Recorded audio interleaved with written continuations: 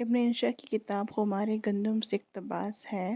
وہ لکھتے ہیں یہ قصہ جو مثنوی مولانا روم کا ہے ہمیں اس لیے یاد آیا کہ لاہور میں گزشتہ ماہ اس سے ملتی جلتی واردات ہوئی ہے۔ ایف سی کالج نے اپنی جبلی کی تقریب کی صدارت اور ایک نئے بلاک کے افتتاح کے لیے ایک بہت مشہور آدمی کو بلانے کی تجویز کی، جس کا نام آپ کچھ فرض کر لیجئے۔ چلیے اے بی خان سے ہی۔ یہ بہت لائق فائق ہستی ہیں، حکومت کے اعلیٰ ترین عہدوں پر رہے ہیں، تعلیمات کا بھی بڑا کام کیا ہے، اور ان کو بلانے کی تقریب یہ تھی کہ اس کالج کے اولڈ بوائے یعنی بڈھے بچے تھے۔ کونسل نے چٹھی لکھی کہ آپ جبلی کے جلسے کی صدارت کر کے ہماری عزت افزائی فرمائیے اور طلبہ سے خطاب کیجیے۔ یہ چٹھی دفتر میں پوسٹ کرنے کے لیے دے دی گئی۔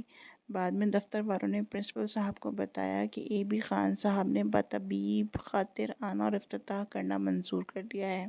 ان کا خط ہم نے فائل میں لگا دیا ہے، آپ تیاری کیجیے۔ چنانچہ تیاری شروع ہوئی۔ ایک سناٹے کا خطبہ استقبالیہ لکھا گیا۔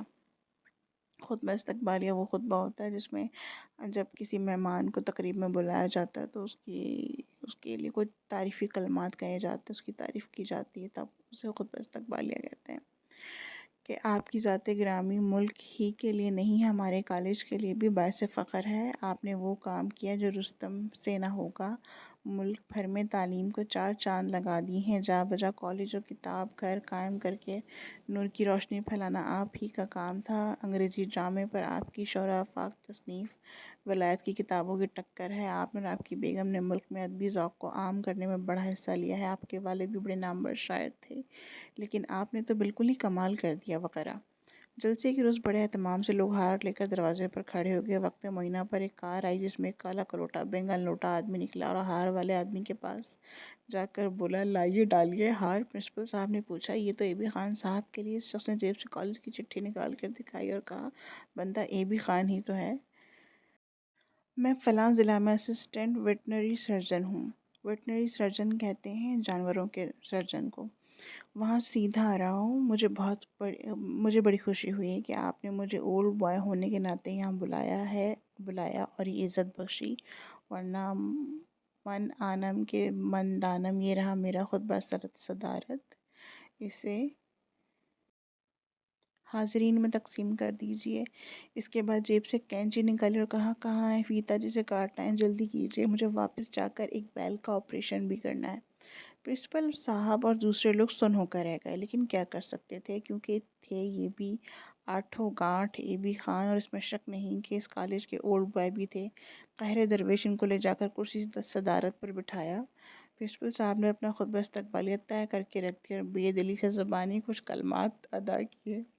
اب صاحب ممدوح کی باری تھی۔ انہوں نے بڑے دھڑلے کی تقریر کی کہ آج کل ملک کی سب سے بڑی ضرورت تندرست مویشی ہے۔ لوگ اور باتوں کی طرف تو دھیان دیتے ہیں، کالج قائم ہو رہے ہیں، کارخانے لگ رہے ہیں، خارجہ پالیسی ٹھیک ہو رہی ہے، لیکن افسوس کہ مویشیوں کی بیماریوں کی طرف کوئی توجہ نہیں دیتا۔ خود میرے ضلع میں 20% بھینسیں اپھارے کا شکار ہیں۔ اے نوجوانوں، اس مرض کا انسداد ضروری ہے، اٹھو وگرنہ حشر نہ ہوگا پھر کبھی۔ دوڑو زمانہ چال قیامت کی چل گیا۔ اس کے بعد انہوں نے پانی کا ایک گلاس پی کر رشتہ تقریر کو یوں جوڑا کہ آپ لوگوں کو میری ذات سے سبق لینا چاہیے، ہر چند کہ میرا شمار اس کالج کے نالائق ترین طالب علموں میں ہوتا تھا، لیکن آج میں اس تقریب کی صدارت کر رہا ہوں۔ پڑھائی اور چیز ہے، لیاقت اور چیز ہے۔ میں نے اپنی ساری زندگی کو ایک کار کے لیے وقف کر دیا ہے، اور وہ ہے مویشیوں کی بہبود۔ مجھے خوشی ہے کہ اللہ نے مجھے اپنے بزرگوں کے نقش قدم پر چلنے کی توفیق دی۔ ابا مرحوم اور دادا مرحوم اپنے اپنے زمانے کے نامور سلوتری تھے، ان کے ہاتھ میں شفا تھی۔ جس گھوڑے یا گدھے پر ہاتھ رکھ دیا وہ تندرست ہو کر ہنہنانے لگا۔ یہی حال میرا ہے۔ میرے کالج کو میری قدر افزائی کا خیال بڑی دیر سے آیا، لیکن آیا تو دیر آید۔ آگے وہ لکھتے ہیں، درست آیت۔ اب اے عزیز طالب علموں، میری نصیحت پلے باندھ لو، مویشی پالو، کیونکہ مویشی قومی دولت ہیں۔ تقریر کے آخر میں صاحب ممدوح نے کالج کے ہاسٹل کے لیے دودھیل بھینس کے عطیے کا اعلان کیا اور فرمایا کہ اسے میری نشانی تصور فرمائیے، جب آپ اسے دیکھا کریں گے میری یاد تازہ ہو جایا کرے گی۔ صدارت کی خوشبو ہمیشہ علامہ اقبال مرحوم کے اشعار پر ختم ہوتے ہیں۔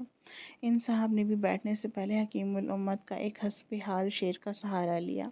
جلسہ ختم ہوا، مہمان خصوصی رخصت ہو گئے، ڈاک بھیجنے والا کلرک معطل ہوا۔